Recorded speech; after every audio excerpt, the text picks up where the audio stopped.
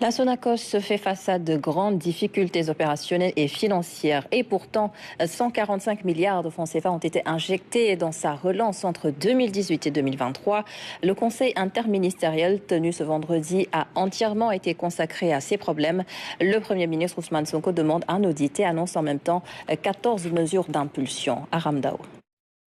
Conseil interministériel pour un grand malade, la Sonacos.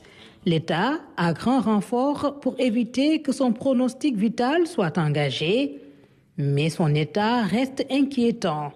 Le montant total injecté dans la société entre 2018 et 2023 s'élève à 143 milliards 205 millions. Entre les exercices 2023 et 2024, la Sonacos a cumulé des pertes de 33 milliards qui peuvent être expliquées par plusieurs facteurs. Ceci a mené la société dans une situation grave, caractérisée par des capitaux propres négatifs de 9 milliards et demi. Le secteur arachidière n'est pas rentable. C'est ça la vérité. Et il faut corriger. Le secteur, il y a une étude monographique qui a été réalisée au Sénégal qui montre que le secteur arachidier a un taux de rendement de moins de 7%. Alors que d'autres spéculations sont au-delà de 500%. Si on décide de soutenir le secteur qui est à moins de 7% de rendement, c'est parce qu'on est conscient de l'importance de ce secteur sur le plan macroéconomique et pour les Sénégalais de manière générale. Donc, nécessairement, nous allons travailler à être à côté de ce secteur-là. C'est pourquoi il faut aussi que la filière soit réorganisée.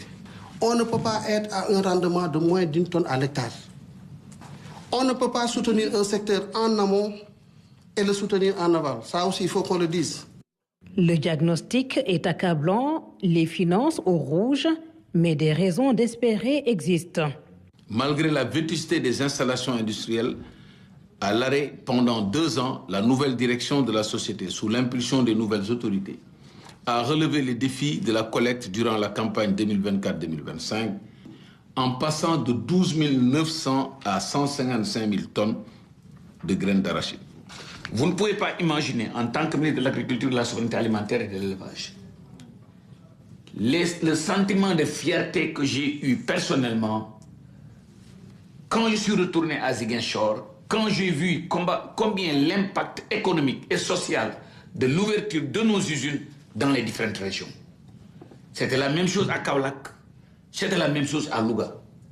En tout état de cause, l'État mise sur la survie de ce patrimoine national qui a traversé les âges et qui doit jouer, aujourd'hui plus que jamais, un rôle clé dans la quête d'une souveraineté alimentaire.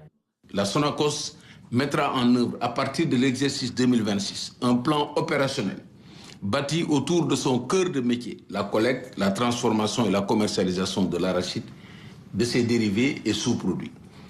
Au titre des mesures spécifiques, le Premier ministre invite le ministre de l'Agriculture, de la Souveraineté alimentaire et de l'Élevage, le ministre des Finances et du Budget à prendre les dispositions nécessaires pour la reconstitution des capitaux propres de la société tels que exposés par le Conseil d'administration à l'Assemblée générale extraordinaire, tout en gardant le niveau de participation des actionnaires minoritaires au même pourcentage.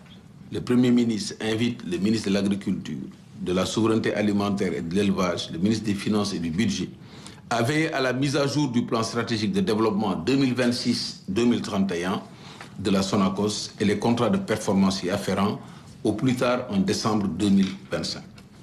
Le Premier ministre demande au ministre des Finances et du Budget de prendre en charge la différence entre le prix de l'arachide aux producteurs et le prix économique de la campagne 2024-2025 pour un montant de 9 milliards 44 250 000 dans la loi de finances 2026. Le Premier ministre a tenu à clôturer les travaux au vu de l'importance accordée à la survie de la Sonacos. Au-delà des 14 mesures édictées pour le sauvetage de la société, il veut un audit clair des fonds injectés, connaître les conditions de la privatisation de l'entreprise et sa reprise par l'État en 2016. En parallèle, continuer de la soutenir et envisager toutes les voies de guérison possibles. Un bon diagnostic